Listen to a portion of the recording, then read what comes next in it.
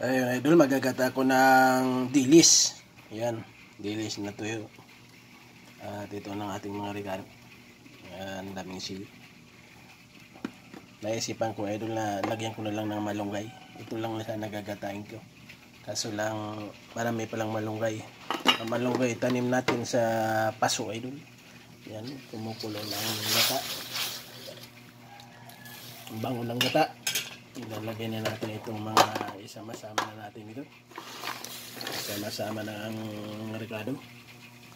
Ayun, yan lang sana ang gagatang ko, idol. Tapos maanghang. Sayang naman. Lagyan na lang ng malunggay. Ang bango niya, idol. Saka yung dilis na ito, hindi siya maalat. Hinugasan ko. Kung nagluto ako ng mga ganyan, hinugasan ko. Sayang naman, kaya lalagyan ko ng malunggay para madami masarap din itong malunggay natin, idol. Kaya malunggay. Malaking pakinabang, idol, yung katanim tayo kahit sa mga paso-paso lang, mga timba na bulok na. Yan. Diyan ko lang malaking tulong na may magugulay na tayo. Kaya ilagay na natin ng malunggay kasi kanina pa kumukulo.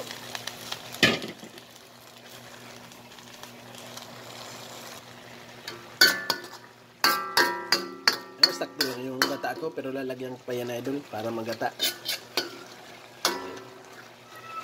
Parang madami yung kalungit. Yung ano na, konti na lang.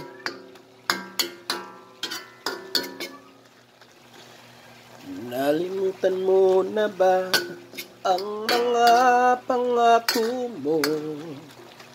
Ang sabi mo ako ang tanging nasa puso mo, hanggang wakas di magbabago. Naaalala mo pa ba? Ayun, idol, tuyo na. Dadagdagan na natin ng gata. Ayun, dadagdagan natin ng gata. Nilagay kong gata, Kuko Mama. Kuko Mama.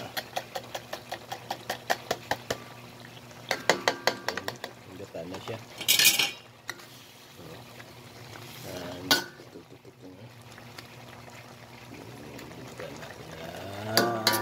Dilis. Ako ang nakikita, ako ang nasisisi, ako ang laging may kasalanan. Pagising sa umaga, sermon ng almusal, bago pumasok sa eskwela.